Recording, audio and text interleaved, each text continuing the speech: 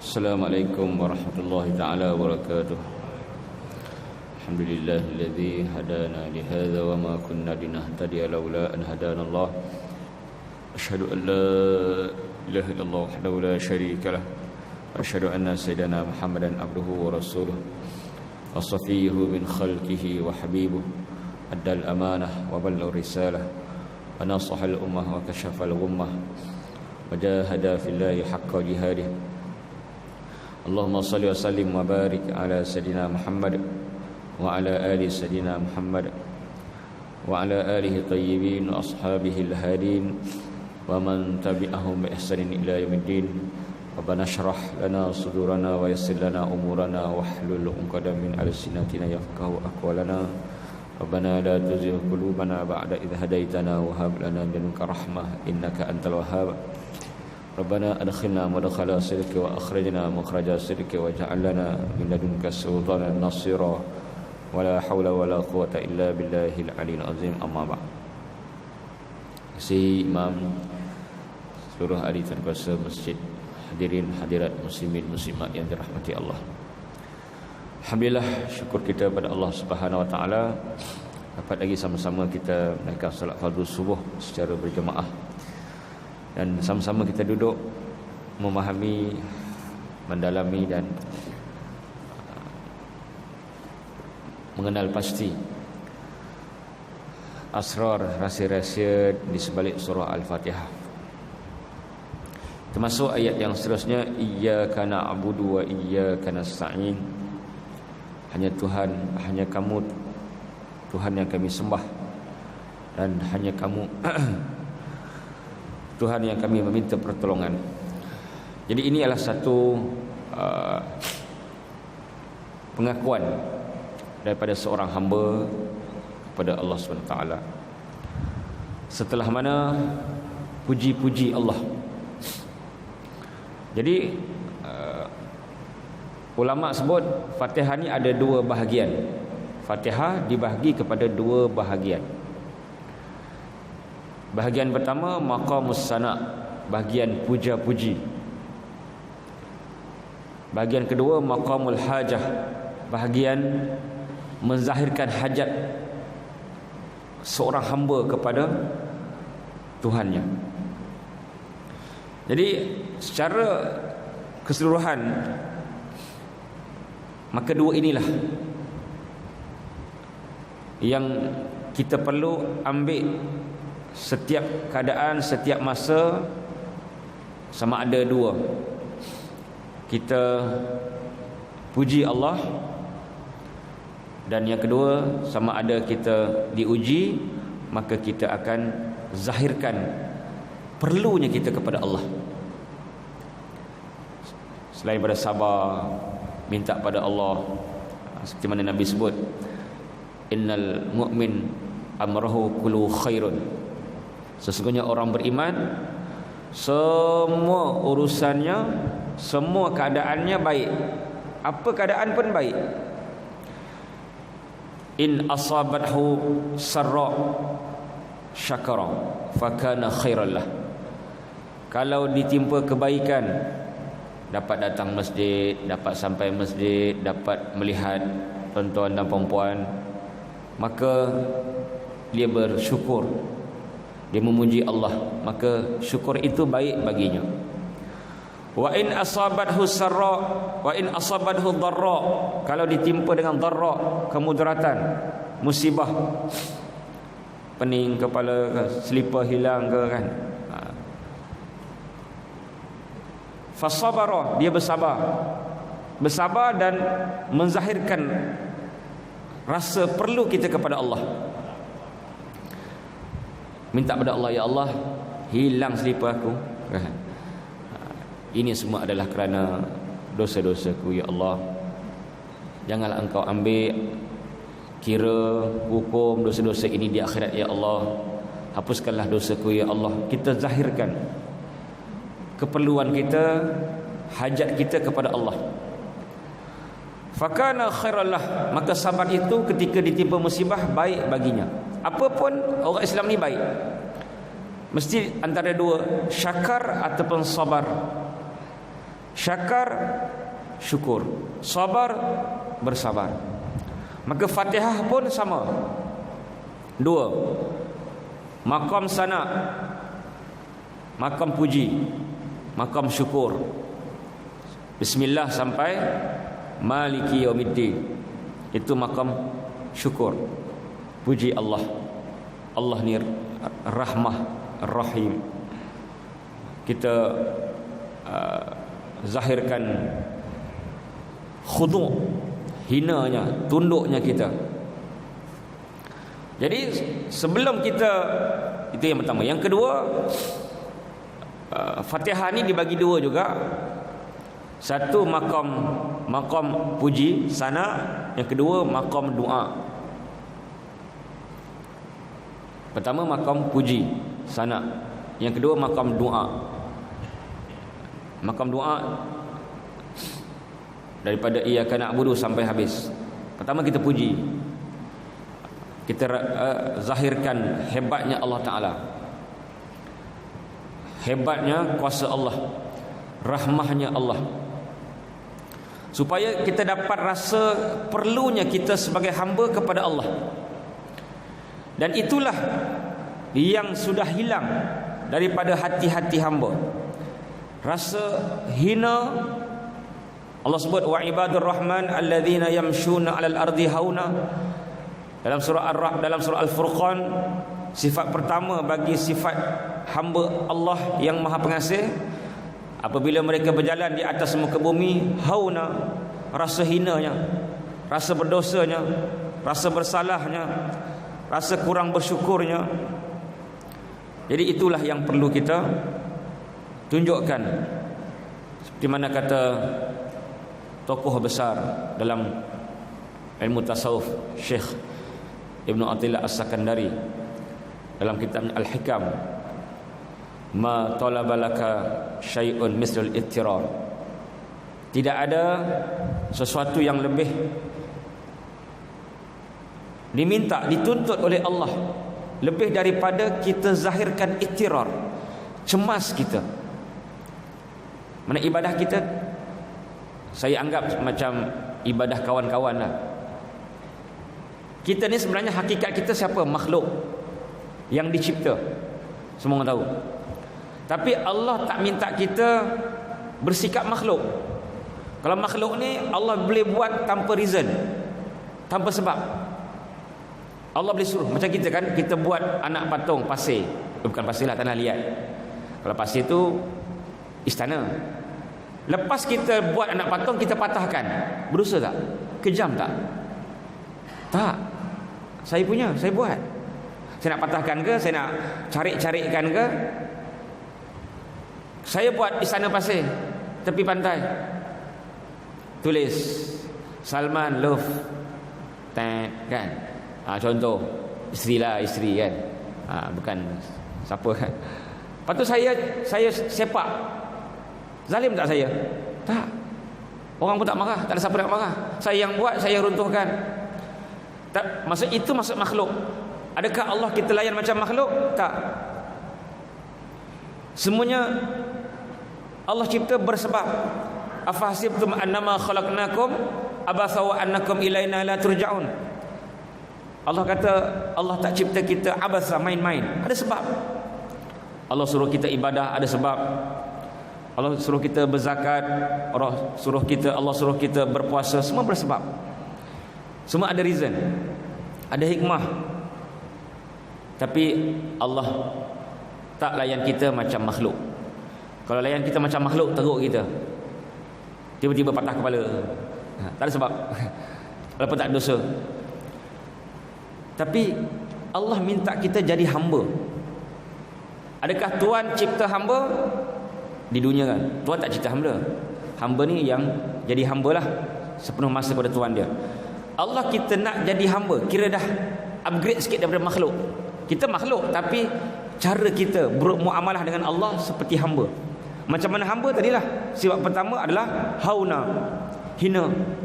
Kita tengok perhambaan di zaman dulu. Kalau dia kipaskan, ada dia komen tak? Tuan, lenguh lah tangan. Itu pekerja. Pekerja boleh komen kan? Tuan, lama sangat lah kita dah kan? Itu pekerja. Hamba dia buat dengan penuh hinanya. Zaman dulu kan, Firaun ke siapa kan, tengok cerita-cerita dulu, hamba yang apalah yang masak, maksud dia buat penuh hina. Itulah yang hilang dalam diri kita, ittirar, rasa berhajat yang sangat. Ittirar ni maksudnya cemas, berhajat sangat pada Allah.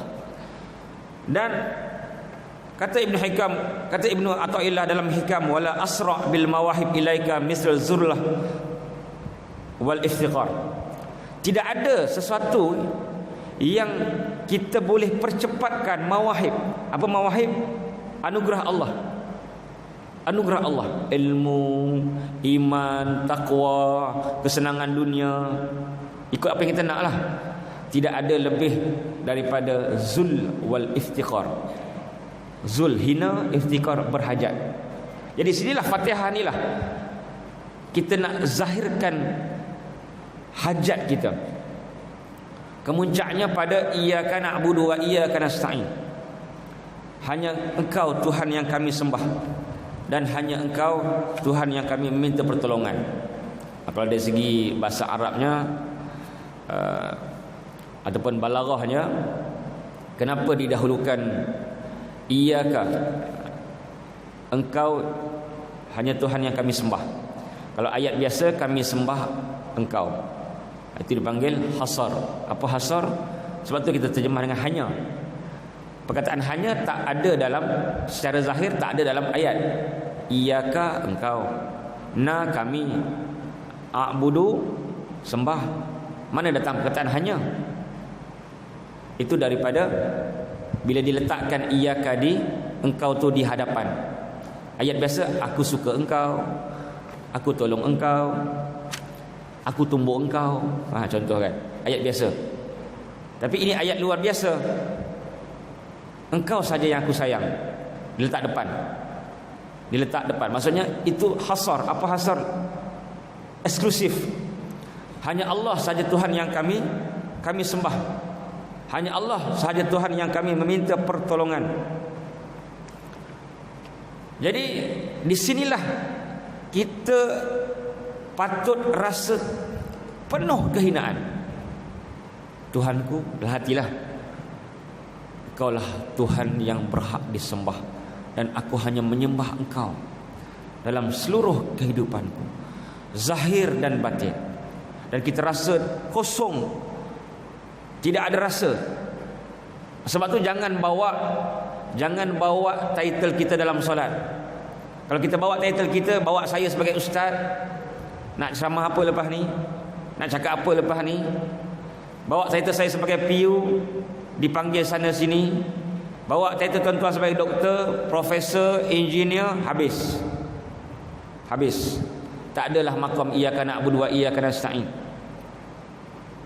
Itu adalah ujian Allah pada kita. Title kita ujian Allah pada kita. Yang hanya ada ketika ini ialah maqam ubudiyah. Kita zahirkan kehambaan kita dan sembah Allah sahaja, maqam hamba. Hamba yang penuh dosa, hamba yang penuh hina.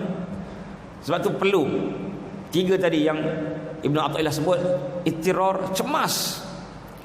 Lihat Sayyidina Ali kan, masa nak sembahyang terus cemas bila azan, terus pucat lesi bila azan. Nabi Muhammad terus tak kenal orang, seolah-olah lah, langsung seolah-olah tak kenal orang bila azan. Kerana itu saatnya, waktu yang luar biasa. Dan inilah kemuncaknya. Setelah kita puji Allah, kita puji Allah, puji, dan kita puji pun tadi kita lihat balik, ada 5 nama Allah dalam pujian tadi. Ini flashback lah. Yang pertama Allah, yang kedua Ar-Rahman, yang ketiga Ar-Rahim. Allah, Ar-Rahman, Ar-Rahim. Yang keempat Rabbil Alamin. Yang kelima apa tuan-tuan? Nama Allah Malik, iaitu Malik Yaumiddin. Ada 5 nama Allah. Dan kelima-lima ini ulama kata menurut tafsir Fakhrul Razi. Saya baru first time buka Fakhrul Razi. Semalam kan, sebelum tidur. Itu pun ngantuk-ngantuk. Balik pukul 1 kan. Ngantuk tengok untuk apa esok ni, nak jamu apa kat tuan-tuan esok ni. Asyik jamu tafsir Qurtubi je, tengok pula tafsir Fakhrul Razi. Ngantuk pukul 1 kan. Satu dekat 1.20 lebih kurang lah.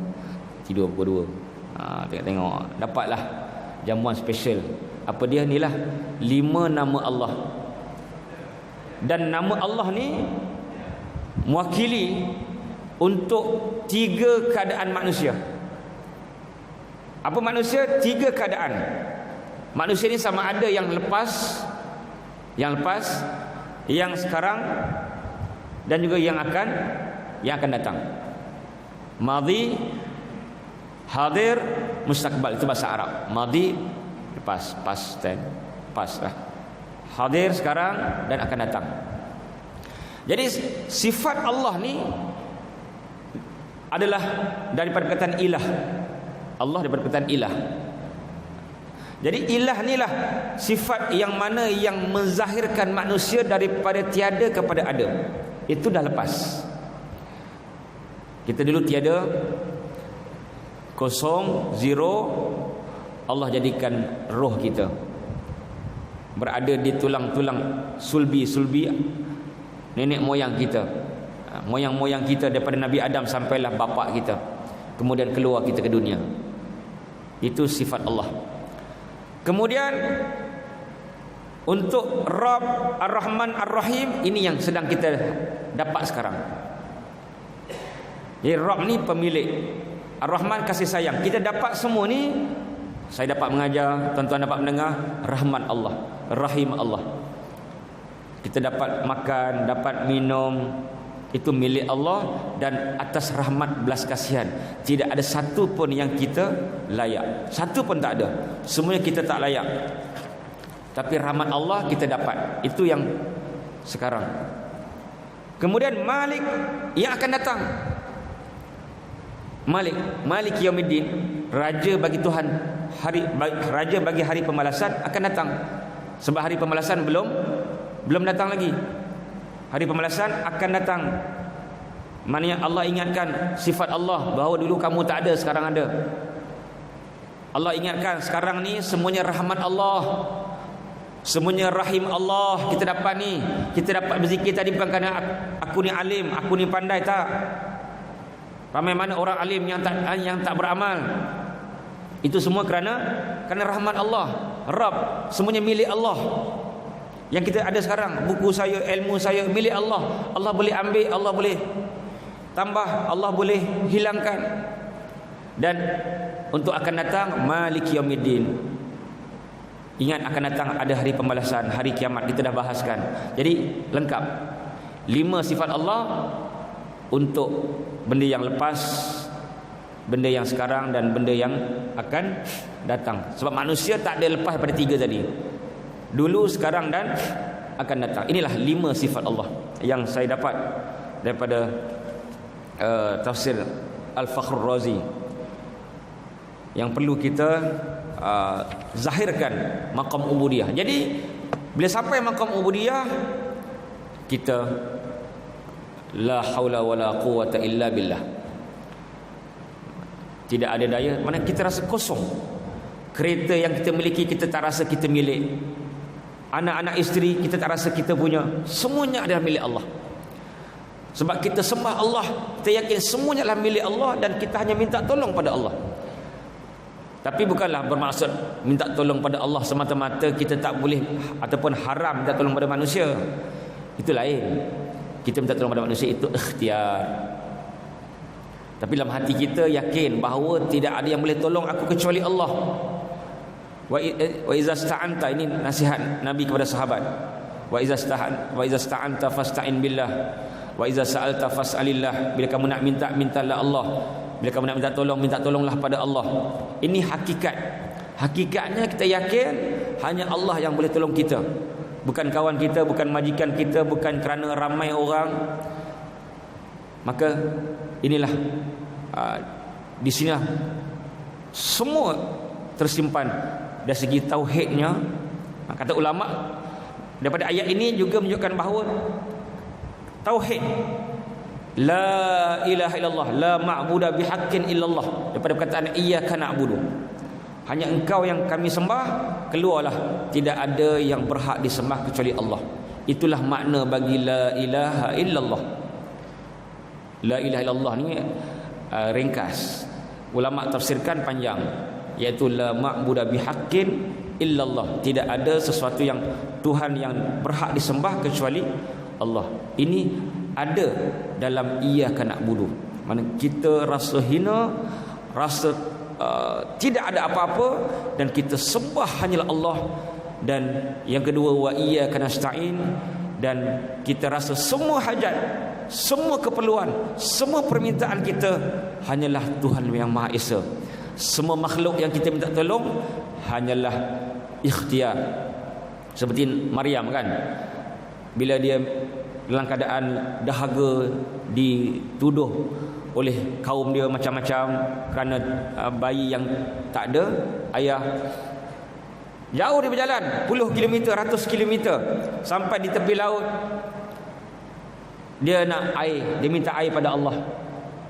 Tapi kena berusaha juga. Wa huzzi ilaiki bijiz'in nakhlati tusaqit ilaiki rutaban janiyah, ayat 25 surah Maryam. Mana usaha kena. Memang kita minta pada Allah.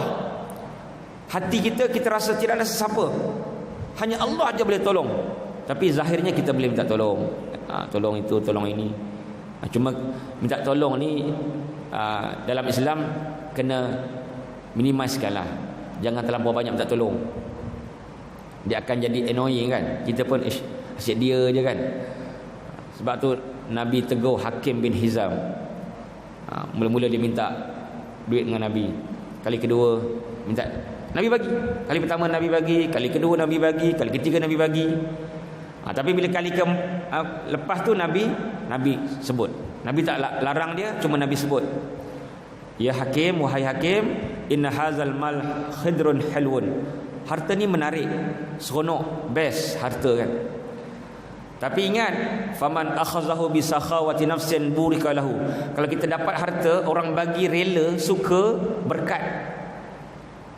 Sebaliknya, wa innama man akhazahu bi israfi nafsin, siapa yang dapat harta memaksa-maksa, meminta-minta, berlebihan, lam yubarak lahu fi, tak berkat. Sejak itulah Hakim dia langsung tak minta dan tak terima apa harta sampai dia mati. Nabi meninggal, Nabi dah wafat pun dia tak terima. Abu Bakar bagi, Umar bagi, peruntukkan kerajaan untuk dia, dia tak bagi. Kerana kesan daripada kata-kata Nabi tadi. Walaupun Nabi tak kata jangan minta, tak, tapi ayat Nabi sangat hebat. Maknanya minta ni boleh, hakikatnya hati kita hanya pada Allah, tapi jangan terlampau banyak minta. Minta boleh tapi jangan terlampau. Ini akan hilang sikap zuhud yang Nabi sebut, izhad fima indallah yuhibbakallah, wazhad fima indannas yuhibbakan nas. Nabi kata zuhudlah terhadap harta dunia, Allah sayang. Zuhudlah terhadap harta manusia, maksudnya jangan kita minta-minta, orang akan sayang. Bila kurang minta, maka orang akan tambah suka, sebab dia tidak menyusahkan orang lain. Wallahu alam. Mudah-mudahan kita dapatlah beberapa rahsia dan juga intipati daripada iyyaka na'budu wa iyyaka nasta'in. Insya-Allah kita sambung ayat seterusnya pada hari esok. Bismillahirrahmanirrahim. Alhamdulillah sallallahu alaihi wasallam wa ala alihi washabihi ajma'in. Allahumma inna nas'aluka al-huda wa at-tuqa wal 'afafa wal ghina. Rabbana ja'alna muqimis shalah wa min dhurriyyatina innaka samid du'a. Allahumma fa'alna bima 'allamtana wa 'allimna bima yanfa'una wa zidna ilman warzuqna fahma. Allahumma ansur al-islam wa azil muslimin fi Palestin. Rabbana atina fid dunya hasanah wa fil akhirati hasanah wa qina adzabannar. Sallallahu alaihi wasallam Muhammad walhamdulillahi rabbil alamin. Assalamualaikum warahmatullahi wabarakatuh.